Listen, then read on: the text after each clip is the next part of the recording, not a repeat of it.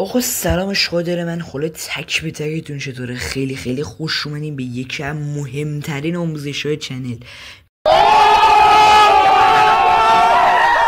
بچه میتونم بگم اگر این آموزش رو با دقت ببینید و حالا نکته برداری کنید و بی همزمان با من حتی بیاین سنستون رو تنظیم کنید، واقعا میگم آموزش بعدی اگر سنستون فیکس باشه خیلی خیلی راحت میتونید نسبت به الان بچه ها پلی بدین و آموزش ها رو یاد بگیرین. فکر نکن. و بچه ها یه چیزی بهتون بگم، شرمنده که خیلی دیر شد حالا این آموزش، به خاطر اینکه من خیلی دوست داشتم زودتر بیارم ولی متاسفانه بنابراین یه سری دلایلی که حالا داخل شورت ویدیو گفتم نشد. بچه همین الانم بچه وایس کامل ثبت نشده بود و من مجبور شدم دوباره وایس رو بگیرم.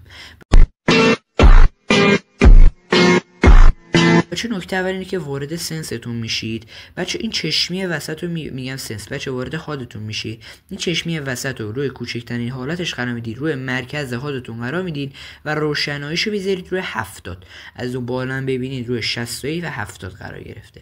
بچه این به چه درتون میخوره؟ اینکه بچه داخل جلوترها، مثلا حتی جلوتر هم داخل مچ شما بتونی خیلی بهتر پلی بدی با رایفل اسنایپ شاتگان. حالا جلوترها که داریم سنسور رو تنظیم میکنیم بهتون کاملا یاد میدم که آقا این به چه درتون میخوره، باید چیکار کنین، چه تمرینی انجام بدین، چطوری سنستون تنظیم میشه و غیره. بچه پس چی شد؟ اول از همه میان این چشم وسط رو قرار میدیم و اینو بگم که تمامی بچه چیدن ها نسبت به حستونه. بچه تمامی تنظیماتی که انجام میدیم داخل بخش کامرا سنسیویتیه و علاوه بر اون باید داخل بخش فیرینگ سنسیویتی هم این تنظیمات رو بچینید. میگم تنظیمات سنسور رو بچینید. مثلا اگه سنسور رو میذاری 50 اونورم بذاری 50. بچه برای تنظیم سنس شاتگان بچه باید فرد پیشنس سنسیویتی و ورتیکال تیورینگ سنسیبیلیتی تون رو باید بذاری روی 100. بچه هم بچه انقدر بچه ها من اینو بهتون میگم تا واقعا یادتون بمونه، هم داخل کامرا سنسیویتی هم داخل فیرینگ سنسیویتی بخش فرد پیشن سنسیویتی و ورتیکال سنسیویتی تون رو روی 100 قرار میدید برای تنظیم سنس شاتگان. هر تنظیماتی که داخل کامرا سنسیویتی چیده میشه داخل فیرینگ سنسیویتی هم چیده میشه. بچه برای تمرینش که شما ببینید حالا سنستون کم زیاده، بچه حرکت بات ها رو میذارید روی 9 و 5 تا بات حالا هر چه دوست داری میذارید. بچه میبینید از همین الان چقدر این من پرت میشه. مثلا از همون موقعی که استرایدو زدم اینو متوجه شدم. پس باید چیکار کنیم؟ باید یه حرکتی بزنیم، باید بیایم سنسمون رو کمتر کنیم. نها کنید تمرینش به این صورته: یک اسلاید به چپ، یک جامپ به راست و حالا یه شات هم باید ول بدین. نها کن، اسلاید به چپ، جامپ به راست، ایمتون رو نزدیک انمی میکنید، تیر رو ول میدین. از اونجایی که خیلی خیلی زیاده باید 20 تا دونه کم کنید. اگر بچه خیلی زیاد بود باید 20 تا دونه کم کنید. اگر زیاد بود باید 10 تا دونه کم کنید. اگر یه ذره زیاد بود باید روی چیز قرار بدین، باید 5 تا دونه کم کنید. و حالا بعد 5 هم یه عدد حالا باید یه مقداری کم و زیاد کنید که فیکس بچه‌ها چیزتون تنظیم بشه، سنستون. دوباره بچه میگم داخل بخش کامرا سنسیویتی و فیرینگ سنسیویتی میایم و حالا 20 تا دونه کم میکنیم، از روی 100 قرار میدیم روی 80. هم فرد پیشن سنسیویتی و هم ورتیکال تیورینگ سنسیویتی تون رو میبینید. بچه ها هم داخل کامرا سنسیویتی بچه این تنظیمات رو قرار دادم، هم داخل فیرینگ سنسیویتی. 20 تا دونه کم میکنیم و دوباره میریم نسبت به اون تمرین که بهتون گفتم. چیکار میکنید؟ اسلاید به چپ، صفحه رو برمیگردونید به سمت راست، جامپ و میزنا کنید. بچه سرعتیش اینه. بچه همونطور که میبینید بازم سنس من خیلی سریعه، یه جورایی انگار ایمن پرت میشه. پس باید چیکار کنیم؟ باید بیایم اینو تنظیمش کنید. بچه مهمترینش اینه که بچه با کم و زیاد کردن اون بهترین سنسی که میتونی داخل اون سیزن باش پلی بدی رو تنظیم کنید. الان همونطور که حالا من احساس کردم خیلی زیاد بود. بعد 20 تا دونه کم کنیم، هم داخل کامرا سنسیتیویتی و هم فیرینگ سنسیتیویتی 20 تا دونه کم میکنید. بچه همونطور که میبینید من یه مقدار الان سنسم انگار فیکس تر شده، ولی هنوز انگار به جای سری بودن کنتر شده. پس چیکار میکنیم؟ از اونجایی که میبینیم واقعا نزدیک به اون سنس شدیم، من خوشحال شدم واقعا. این که مثلا تو با 40 تا کم کردن از 100 داری نزدیک به اون سنس میشی، واقعا خوشحال کننده است بچه برای من. این دفعه اونجایی که گفتم زیاده، باید از اونجایی که زیاد کنده باید چطوری آجی بهتون بگم، زیاد کنده نمیدونم آقا، باید 10 تا دونه زیاد کنیم که ببینیم آقا. بچه مهمترین اصل داخل چیدمان سنس اینه که آقا تو ببینی زیاده یا کمه. 10 تا دونه زیاد میکنم، میبینم آقا خیلی زیاده، میام 5 تا دونه کم میکنم، 5 تا دونه خیلی زیاده، 2 تا دونه اضافه میکنم، 2 تا دونه خیلی زیاده، 1 دونه کم میکنم، اونقدر که سنس هم به دست میاد. الان 10 تا دونه اضافه کردم، ببینم خیلی سریعه، گذاشتم روی 70. حالا این دفعه از اونجایی که خیلی زیاد بود، خیلی زیاد نه، یه کوچولو زیاد بود، 5 تا دونه کم میکنم، شروع میکنم به موون زدن. 65 بچه میبینید چقدر سنسم نسبت به قبل فیکس تره، ولی انگار هنوز اون کیفیت موومنت و سرعت سفر رو من نمیبینم. چیکار میکنم؟ میام این دفعه از اونجایی که 5 تا دونه کم کردم نزدیکتر شدم، میام 2 تا دونه اضافه میکنم. چه داخل سنس شاتگان، SMG، رایفل فرقی نداره، حتما بعد از 5 باید 2 تا دونه اضافه یا 2 تا دونه کم کنید. بعد اونم حالا یه کار دیگه ایه. نگاه کنید بچه ها، من 2 تا دونه به هر کدوم، هم فرد پیشن سنسیتیویتی و هم داخل ورتیکال تیونینگ سنسیبیلیتی 2 تا دونه اضافه کردم. بچه باز میبینید بچه چطوریه، بازم اون فیکس بودن سنس رو من میبینم، انگار این اصلا همون سنسی که من میخوام. بچه زمانی که میبینید دیگه خیلی خیلی خیلی خیلی خیلی نزدیک شدین و انگار اون سنستونه، بازم بچه 2 تا زیاد یا 2 تا کم کنید. خیلی بچه این مهمه، خیلی ها بچه جدیش نمیگیرن. با این حال که من 67 سنس مورد نظرم بود، 2 تا دونه بچه من کم میکنم، 2 تا دونه اضافه کردم، شد از 67 گذاشتم 69 و بازم اون احساس سری بودن و با اون موومنت دیدم، حسم گفت این بازم داره میره سمت زیاد شدن. پس حد وسطشو میگیرم، 2 تا دونه اضافه کردم زیاده، 1 دونه کم میکنم. 67 زیاده، 67 کنده، 69 زیاده. پس باید چیکار کنم؟ 68 رو بذارم که همونطور که میبینید الان داخل 68 من خیلی حالا میسی که میدم کمتر شده، موومنتی که میزنم بهتر شده و این گونه بود که آقا ما سنس شاتگانمون رو تنظیم کردیم. یه بار دیگه میگم، داخل بخش کامرا سنسیتیویتی و فیرینگ سنسیتیویتی، سنس فرد پیشن سنسیتیویتی و ورتیکال تیورینگ سنسیبیلیتی تون رو روی 100 قرار میدین. زمانی که دیدین خیلی زیاده 20 تا دونه کم، یا اگر خیلی کنده 20 تا دونه اضافه میکنید. اگر یک کم احساس تند بودن یا یک کم احساس سری بودن میکنید 10 تا کم یا 10 تا زیاد کنید. اگر خیلی خیلی مویی بود 5 تا دونه زیاد یا 10 تا دونه کم میکنید. با اگر دیدین خیلی دیگه مثلا نزدیک به اون سنستونید، یعنی انگار اصلا اون سنستونه، 2 تا دونه زیاد یا 2 تا دونه کم میکنید. اگر 2 تا دونه زیاد کردین دیدین بازم اون سنس مورد نظرتونه، 2 تا دونه زیاد یا 2 تا دونه کم میکنید بازم. چرا میگم همیشه باید انقدر کم زیاد کنید داخل سنس که اون سنس مورد نظرت به دست بیاد. 2 تا دونه من اضافه کردم، دیدم 69 زیاده، از اونجایی که 67 کمه 69 زیاد، پس باید وسطشو بگیریم. 68 گذاشتم، الان انسامو میس نمیدم. میریم سراغ سنس اساین.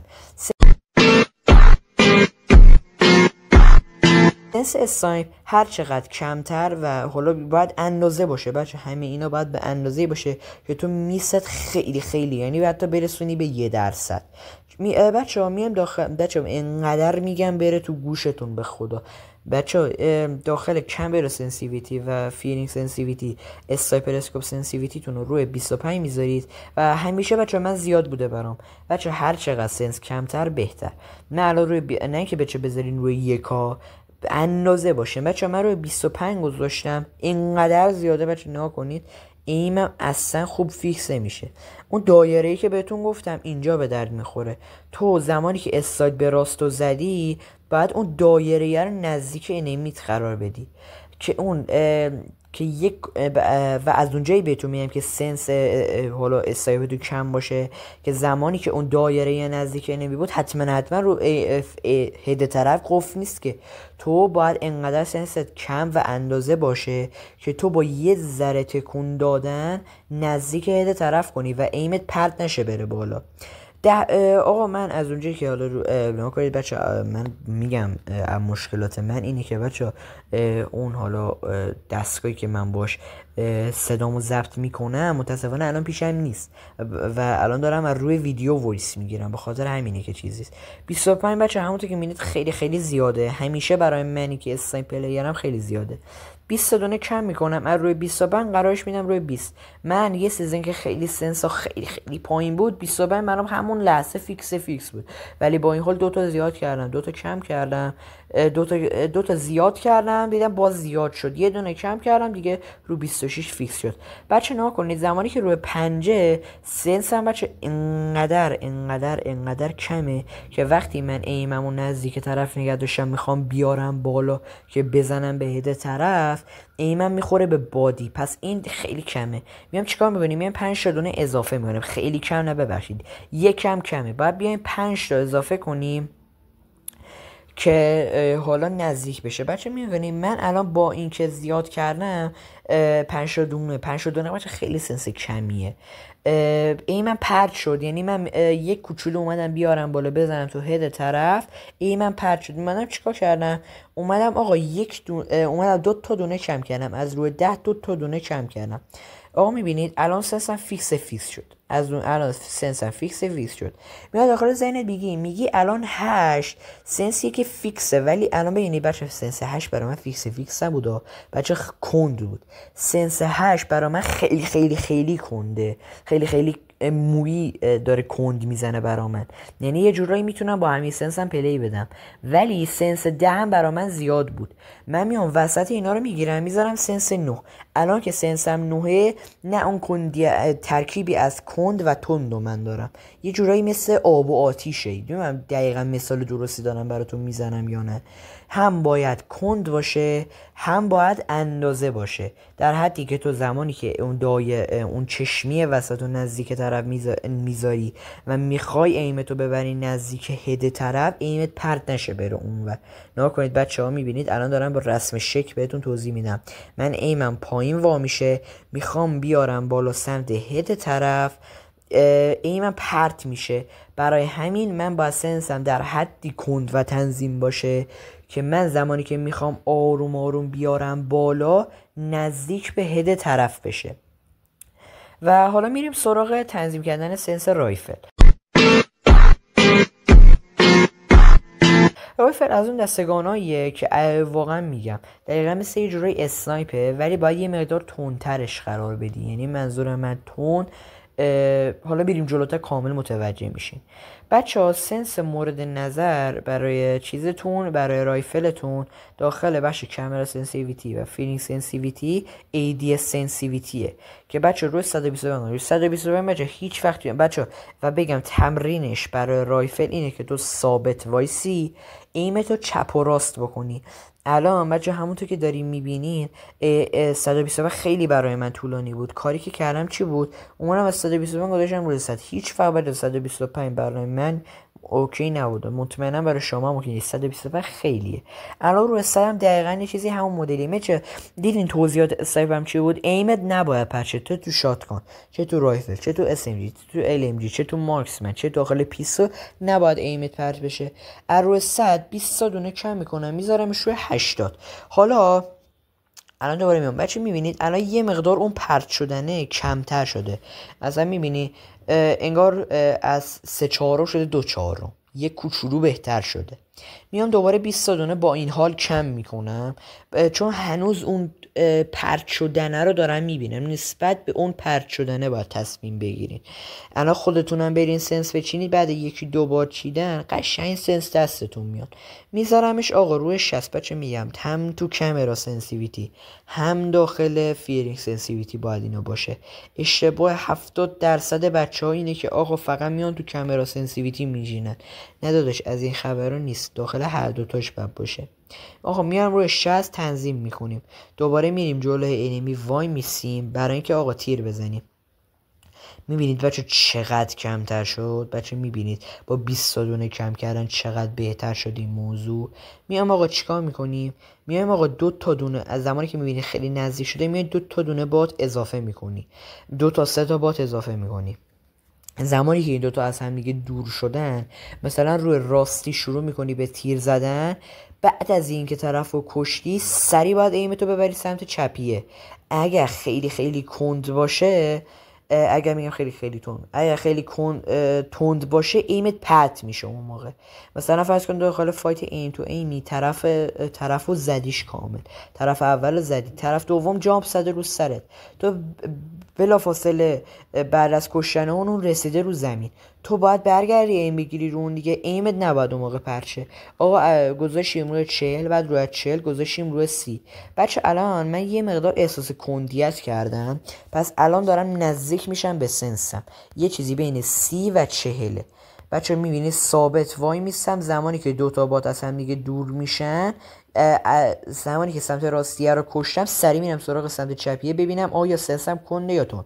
الان دیدم سنسم کنده، میام 5 دونه اضافه میکنم. دوباره بچه همون تمرین. بچه همه تمرینا رو اگر میخواین توی یه ورقه بنویسین که یادتون نره. میایم روی سی میذاریمش روی 35، هم تو کامرا سنسیویتی هم داخل فیرینگ سنسیویتی. میام که بچه ثابت وای میسم، چپیه رو میزنم، میرم سراغ راستیه.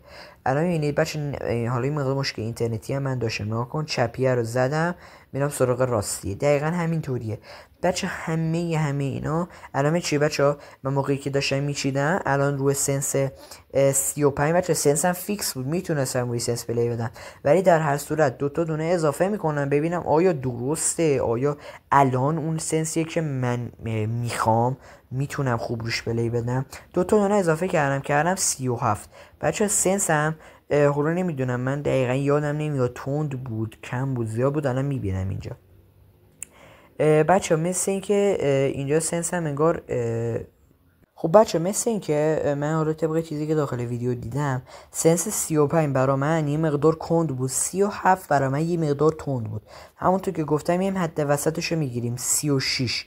بچه میبینید داخل 36 چقدر بچه خوبه. من سمت راستیه رو میزنم، سنسم اندازه کافی و به مقدار لازم برمیگرد. موقعی که دارم صفا میچرخونم به سمت چپ میاد با من و این من پرت نمیشه. مرسی که بچه داخله تا اینجا ویدیو با من همراه بودید. امیدوارم که بچه این ویدیو کمکتون کرده باشه. هر چیزی که نمیدونستید، هر چیزی که متوجه نشدید، حتما به من بگین، حتما بهتون کمک میکنم. داخل کامنت ها برام بنویسید، بهتون میگم. داخل چنل تلگرام که لینکش داخل کپشن هست بهم پیام بدین، آیدی خودم اونجا هست، حتما بهتون جواب میدم. بچه تست کلن داریم، هر وقت دلتون خواست میتونین بیان داخل کلن بهمون کمک کنی.